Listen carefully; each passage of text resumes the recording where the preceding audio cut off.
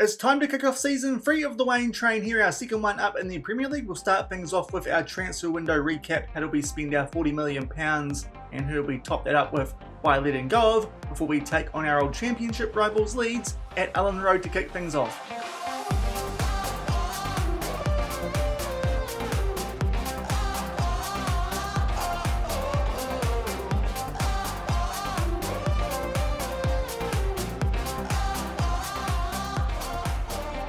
Hello everyone and welcome to episode number 21 of the Waine Train with Plymouth Argyle here on Sean Does FM. I hope you're doing well, and coming up today we do kick off the third season of this save with a trip to Elland Road to take on Leeds United, and before then we'll recap the transfers that we have done to suit our 4-2-4 that hopefully we will use for the remainder of this season. Hopefully this time won't have to change it after a bit of a balls up halfway through last season. So if you're looking forward to that coming up today, the third season of this save, then do remember to go down below, leave a thumbs up on the video, and if you haven't done so already and are enjoying the series here on the channel, also consider hitting that subscribe button and turning that notification bell on as well. It is greatly appreciated. But at the end of last week, we did finish off our first season up in the Premier League, the second of the save. If you missed that episode, I'll leave a link to it over in the top right corner. Did also get a transfer budget in that episode off the back of a 9th place finish, where we're the only team who finished inside the top 10 of the Premier League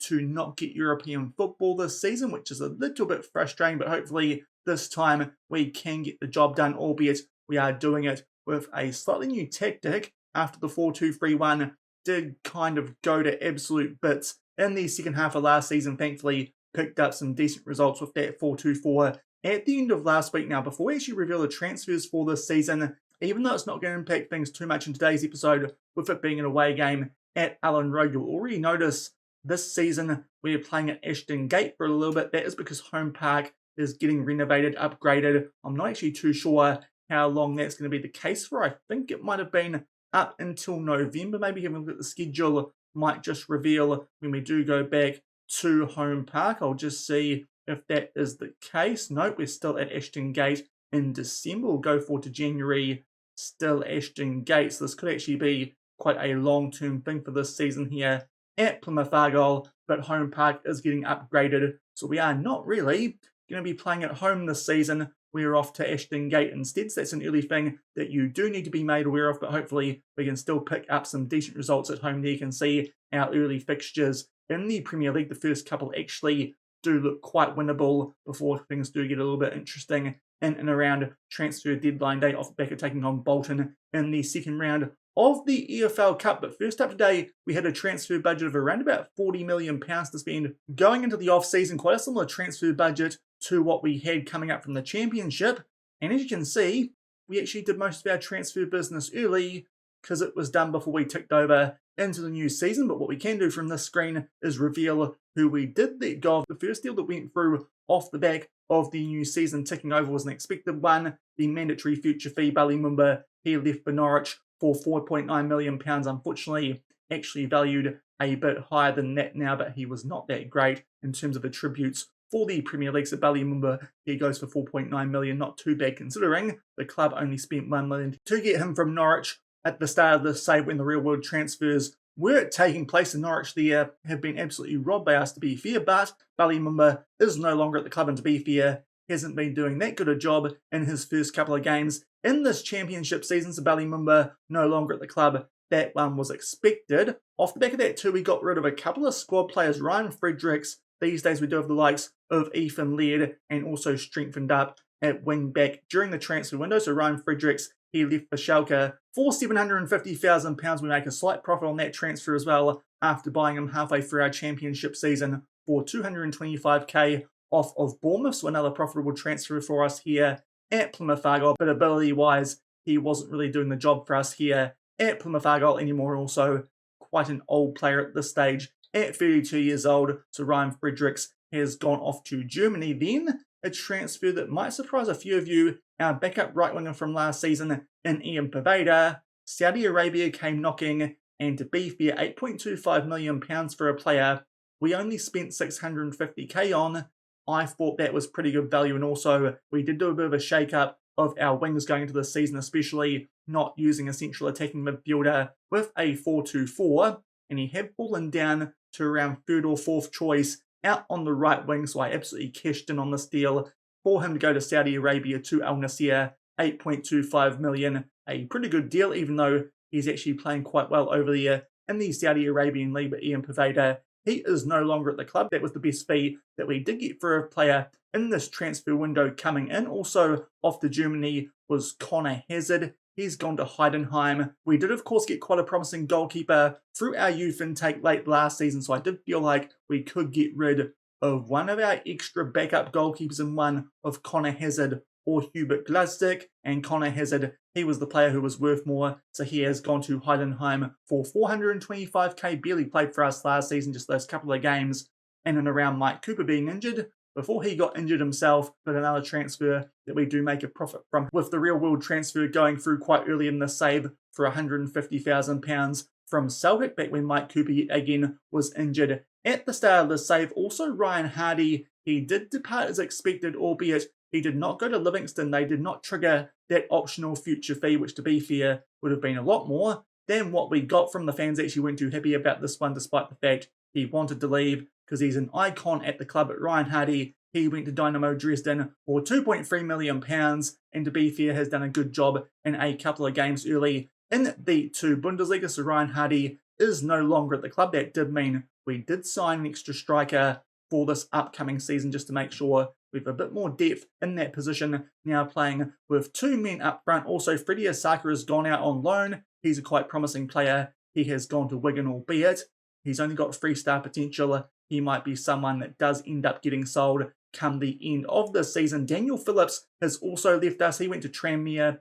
In the end, yet again, this was a position in the ball-winning midfielder where we had quite a promising player come for our youth intake last season, so I felt like we could get rid of the extra backup, who, to be fair, we only signed last season because the squad were picking a fuss. This was one transfer we did make a loss on, albeit not that big of one, especially considering we made about 8 million off that deal for Ian Poveda, so I think we can take the small loss there and take the big gains on those other transfers. But considering he only played 5 games for us last season, I think it was probably a good idea to let him go down to League One. And also an interesting loan out, Nesteri Irankunda. This was quite a late decision to let him go to Ipswich Town, of course just relegated down to the Championship at the end of last season. He'll be an important player there, should get some good time in the Championship, and hopefully that will help him get towards that 5-star potential for the Tanzanian. And the reason he wanted to go on loan is so he would get selected more for his national team. And to be fair, with no central attacking midfielders these days,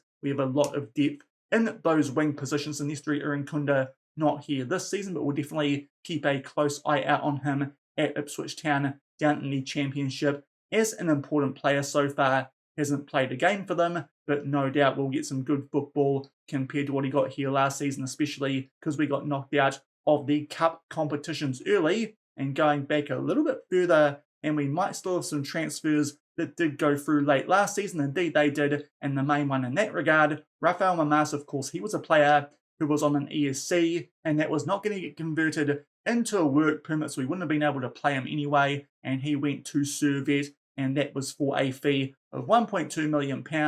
And considering we got him on a free, that's not a bad bit of business either. So losing a couple of ball-winning midfielders there in the transfer window, but we have strengthened quite significantly in that position, as you'll see shortly. So we got around about, I think that was £15 million for those players that we did sell, which did mean we ended up with around about 55 million that we could spend up front in this transfer window. And it started off, if I can get this in the right order, and we'll go up a little bit off the back of those players we did sign from our youth intake. And the first one is a backup striker in the pressing forward role to the Waine Train, albeit this guy will feature in today's episode because Waine got injured in our last game of the preseason. But Damian Pizarro is a Chilean striker that we did sign out of Colo Colo, 20 years old. He got a work permit, so that was very good. Don't need to worry about an ESC with him. 5-star potential, albeit the last of those stars is a white one. 3 stars current ability, is on quite a hefty wage as a squad player, but we picked this guy up on the cheap for around about £3 million. As you could see before there, he's now valued at a lot more than that. Chilean international who's done a good job for Colo Colo last couple of years, he does look like a good promising striker who will be a very able backup to the Waine Train in that pressing forward role. So that's the first of our signings here on the cheap. Damian Pizarro coming over from Colo Colo. Off the back of that, we then strengthened in the ball-winning midfield role, obviously getting rid of Daniel Phillips and earlier Rafael Mamas. I did think this was an area we could strengthen, not just in terms of our squad players on the bench, but also our first team. So Adam Randall this season, he'll be a squad player, and coming in for him, Simon Som from Parma for just under £10 million again. This was quite a good deal with a release clause, 4-star current ability and 4-star potential, and he is really well suited to that ball-winning midfielder role. Definitely an upgrade on Adam Randall, and he should hopefully do a good job for us this season and maybe just take us a little bit further, strengthen up that midfield. That could be quite a long-term midfield with both him and, of course, Tom Bischoff, who had a pretty good campaign with Germany at the under-21 Euros. So that's a good signing for us there for just under £10 million, a first-team starter. And Simon Som, off the back of that, yet again, we did look to improve in a first-team position. This actually came through later on the same day, and by far our biggest transfer of this window, £22.5 million up front, rising to £27.5 million, an upgrade on Callum Wright out on the left wing, because to be fair, he didn't have the greatest season in the Premier League. Off the back of that good one first up in the Championship, we signed Osama Salawi out of Norway from Heerenveen. We got him in, so wasn't actually playing in his home country, was in the Netherlands, but we signed him for £22.5 million, as I said up front, £27.5 million. That will rise to 3.5 stars current ability and potential, but certainly he looks like a really good option as that winger on attack. Out on that left-hand side is absolutely rapid with his agility and balance, and also has some really good flair and is very good with dribbling as well. So certainly a good player, is on one heck of a wage, but was definitely the best left winger that we could find. So I did feel like we should go after him, and he'll be starting for us out on that left wing. And that's going to be interesting this season, left wing, because actually Facundo Farias will be the backup to him, because he's actually a better left winger than Callum Wright. Callum Wright's actually in a strange position this season, is kind of third choice on both sides. That's one of the reasons that we did decide to loan out Nestri or Nkunda, because we are quite strong in those wing roles, especially if we're not going to be using a central attacking midfielder. Also worth noting that Nikola Iliev, actually our best advanced forward option for this season, actually better than Good Johnson, so he remains as a bench option for up front. As well as that, we did make one more signing before the new season did take over, and this was for a first choice left back, and this is kind of a replacement for the departing Julio Plagazello on a free contract, because as I mentioned at the end of last week, I did suspect that Jacob Graves was kind of a fish out of water at left back for us last season. This year, he will be a starting centre back alongside Reece Williams, and that is because we've brought in Miguel Gutierrez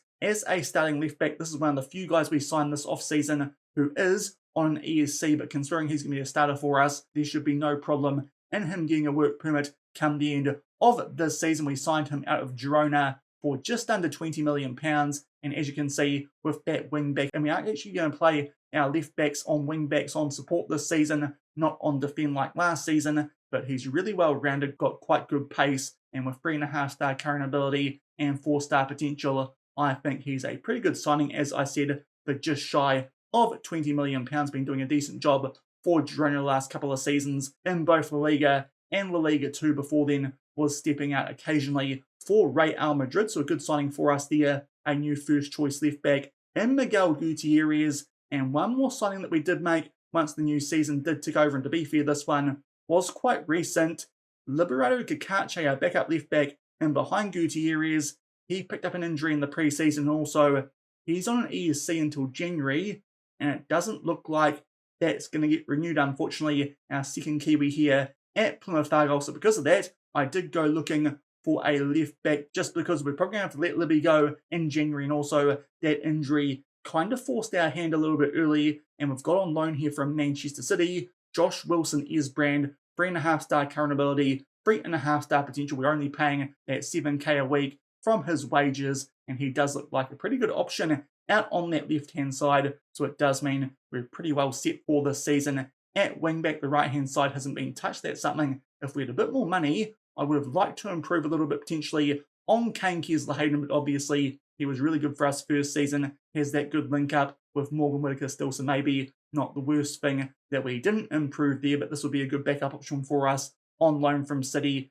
In Wilson Esbrand, maybe we could sign him come the end of this season, seeing as we won't have Libby past January. I am anticipating. So that's all the transfer business that we have done here at Plymouth Argyle. Obviously, a lot of it was done before we did take over into the new season, just wanting to make sure that we got some of those players, considering they were wanted by some pretty big clubs. And with all those transfers in mind, this is what we look like going into the first game of the season, albeit a couple of injuries that do affect things, in particular also an injury to Good Johnson going into this first game of the season. He'd usually be on the bench over someone like Herbie Honor, a player from our youth intake last season, and Facundo Farias usually would be our left wing backup. Callum Wright actually wouldn't even be in our match day squad at this stage. He's just there in case we do get an injury, and obviously the Waine Train would usually be starting. So this is what our usual first team would look like here at Plymouth Argyle going into this season. Louise Jr. in goal, obviously stepping up from the cup goalkeeper role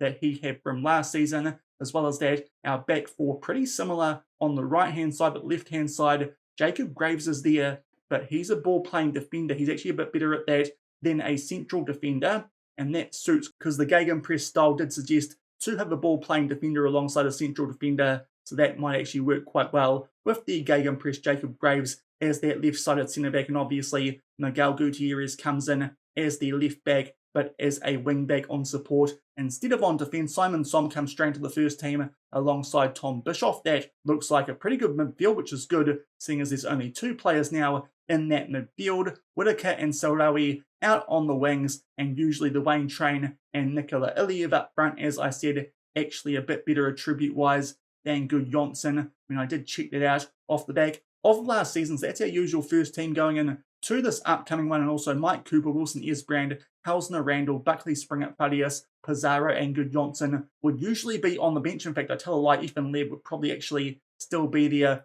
over Wilson Esbrand, but he's just coming back from an injury, so we'll put Wilson Esbrand on there for this first game. And also, as you saw before, Herbie Honor will come onto the bench in place, in this case, probably of the Waine Train, with Pizarro going to that pressing forward role, and also with Good Johnson being injured. That is where Facundo Farias will kind of cover. He can do a decent job at striker if we need him to, and Good Johnson, Callum Wright will take his place on the bench and be that left wing backup instead of Farias for this first game of the season, where we do take on Leeds. I'm going with the 4-2-4. We have just made one slight change as well in our instructions for our players, and it does come out of possession. No longer are we going to step up more. I've turned that off. I did just think that sometimes it left holes in behind our defence if one of our centre-backs did step up and try and cut out the play. I think that's how we conceded quite a few goals last season. So hopefully, based on pre-season, that's something which might stop that. And also, we are dropping back as well to a standard defensive line instead of a higher one. Hopefully, that does mean that we do ship less goals, but that's what we're looking like going into this new season, the third one of the save, still sticking with that gegenpress because it's definitely the best that we've played in the save when we have used it. And having a quick look at the season preview, we are all the way down in 19th. So despite the fact I actually think we've done some pretty good transfers there at Plymouth Argyle going in to this season, they still expect us to get relegated, albeit our odds of 600 over 1 are a bit shorter than last season. Also, there are quite a few teams above us that we did finish quite comfortably above last season. So I think we might actually end up being a pretty safe mid-table team here, hopefully, but it does depend on how that 4-2-4 does get on. And also worth noting our reputation, that got a little bit of a boost up to 3.5 stars off the back of the end of season review as well. So I think that's everything we need to cover off before we do get stuck in to the new season. And first up, we take on a Leeds United team still managed by Daniel Farker. They finished 12th last season, to be fair, only a couple of points behind us, but they are predicted to finish quite a way above us on that season preview. And at Allen Road as well, this could be an interesting matchup. We did take them on late last season, our second to last game, which we played off camera, and we picked up a draw. Hopefully, we might find a way here to get a similar result away from home. Not an ideal situation on the opening day of the season, but hopefully we can grab something before we go back to our new home in Ashton Gate and take on Fulham in our second game, as I'd like to think that's quite a winnable game at our new home ground, although that could be interesting seeing as it isn't quite home park. Hopefully we can still do a decent job in those home fixtures this season, but we ran through that team before, a couple of changes right on the bench. Pizarro up front instead of the Waine Train, and also we've got Farias as that backup striker on the bench, and Herbie Honor as well for that pressing forward role. Hopefully won't need to use him, he's quite a promising player, but still only 1-star current ability. That might not be ideal. They're just asking us there about Jacob Graves, his move to central defender, or should I say ball playing defender instead of left back, but he was a little bit iffy at times defensively when playing at left back last season. Hopefully as that ball playing defender, that will suit him a bit more. Also, as I said, actually matches up with what the default roles were from this gegenpress tactic, so it might actually help us out a little bit, but we'll see how it goes here in this first game of the season at Allen Road. So far, I've actually got a pretty good record against Leeds United, according to the media in one of the pre-match interviews that we did do. Now, first highlight here, Leeds United, they had a throw, but thankfully we win it back nice and early. Interesting back flick there from Jacob Graves, maybe showing some skill with that ball-playing defender role. Now, Iliev playing up front this season, loose touch though, and Leeds United here get a chance to play up from the back, and they do so quite quickly. Jack Harrison plays that one forward to Aronson down that right-hand side of this, plays that one back to Christensen. That Ampadu squares that for Vobber, still well outside the box, but thankfully Kesler Hayden there with a good interception. Iliev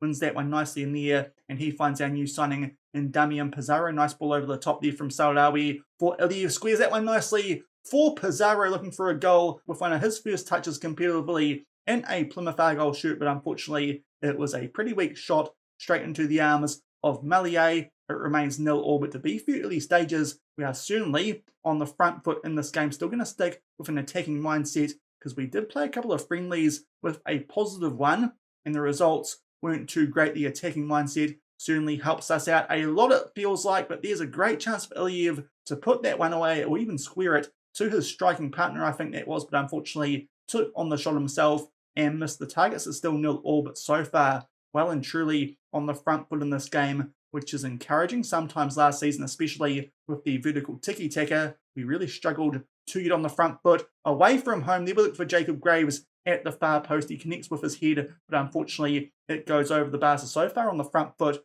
but just not quite putting the ball on target enough. But Leeds United off the back of that, we're on the attack. Thankfully, we cut that out. So it looks like so far our standard defensive line is doing a good job. And now Pizarro, he is on the ball. The young Chilean striker needs to make the most of this chance for the Waine Train. Comes back into the team, but it's our first goal of the season. It is a setup from Damian Pizarro, which is good to see playing as that pressing forward. Morgan Whitaker, who's picked up player of the season the first 2 seasons of this save, I believe. I'm pretty sure he picked it up in the first season as well as at the end of last week. He tucks that one away from a very tight angle, bit poor that from Melier, and also the defender who tried to get in the way, but we link up nicely down that right-hand side, and we pick up our first goal of the season through Morgan Whitaker, who so far, I think it's fair to say, is up there for the player of the save outside of the Waine Train, because he's obviously the player of the save. Obviously, that's a bit harsh on the rest judging them alongside the absolute beast from New Zealand, but that's going to be the only goal of the first half. Leeds United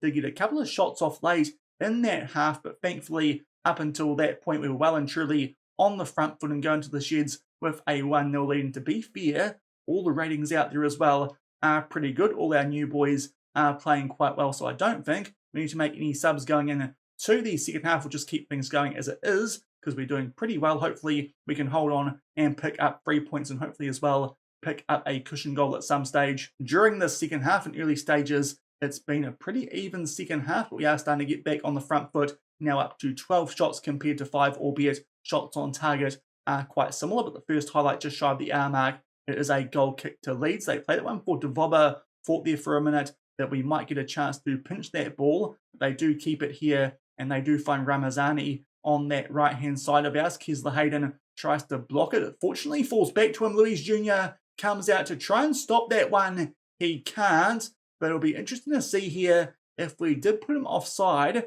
because our players definitely stood forward in defence off the back of that ball going back a little way, and thankfully it does get ruled out for offside, so it does save us there a little bit of some iffy defence. But Kesler Hayden came well out, and I think that's Jacob Graves who just takes one very important step forward to make sure that goal does not get awarded. Actually, it might have been Reece Williams on that right hand side, but thankfully we are still up by 1-0 and it is Salrawi who is down to a red heart first sub. Callum Wright can come on for him. He needs to make the most of this game time as well, especially as he won't usually be on the bench for us this season, but certainly a very able backup. And we do need to call upon him. And now Morgan Whittaker, he's down to a red heart this season. His backup will be Tony Springett, actually a bit better as an inside forward than Callum Wright. That did surprise me a little bit, but that is how it did look based on the attributes. But we are still up by 1-0. Hopefully we can grab that cushion goal at some stage in these last 15 minutes. And now it's time for us to make our last 3 subs. 3 players down to red hearts too. Wilson Esbrand can make his Plymouth Argyle debut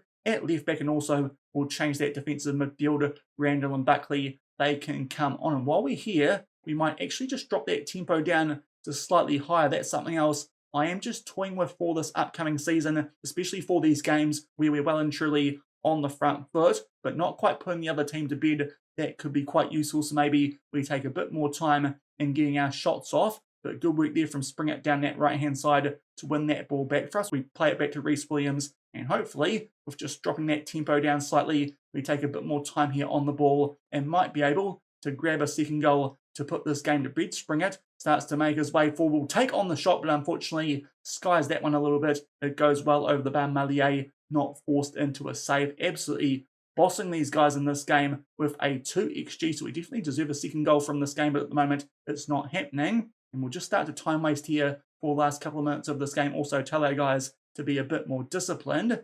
Might be a Leeds United corner though off the back of that, but thankfully Iliev will deal with that danger at the near post. But Aronson tries to square that one. Good chance for Mark Locker, but thankfully he blasts that one over the bar. Still 1-0 in our favour. It would feel pretty harsh if we came away with only a point from this game as we make our way into 4 minutes of added time. But thankfully we're going to pick up a 1-0 win away from home on the opening day of the Premier League season. We'll definitely take that against the team predicted to finish above us on the table, albeit quite a few of those, obviously, when you're predicted to finish 19th, the only team predicted to finish lower, Ange Postecoglou's Sunderland. But that's a good start to the season. Definitely the team that played the better football in that game, and the 4-2-4 did look like it worked well, even with some players missing, and the likes of Ben Waine in particular. But it's a good start to the season. We start things off with an opening day win, 1-0 away at Ellen Road over Leeds United.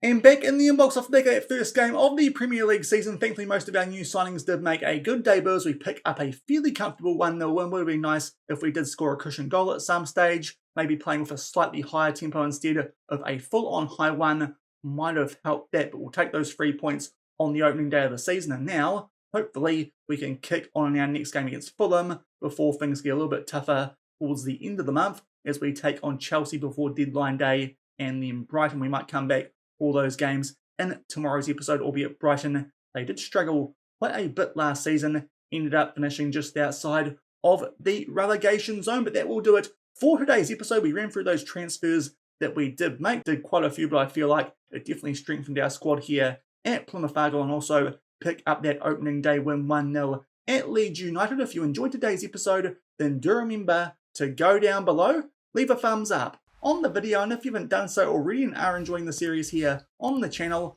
also consider hitting that subscribe button and turning that notification bell on as well. As I said, I think we'll come back tomorrow either side of transfer deadline day, albeit there is an international break, so that could change, but I think the plan will be we'll take on Chelsea first at Ashton Gate. Need to remember that one for this season. And then we'll do deadline day, go forward a little bit, and then take on Brighton away from home. That was quite a tricky fixture for us last season. Let's see if we can perform a bit better in that one this time around. But I think that's what we'll come back for tomorrow, even though it looks like there's an international break and deadline day in between those two games. Hopefully we'll be coming back as well with 6 points off the back of that Fulham game, and also through to the third round of the EFL Cup, which could actually muck up that schedule just a little bit. But either way, we'll come back either side of transfer deadline day for tomorrow's episode. So until then, thank you very much for watching. Keep on keeping on, and I'll see you then. Cheers.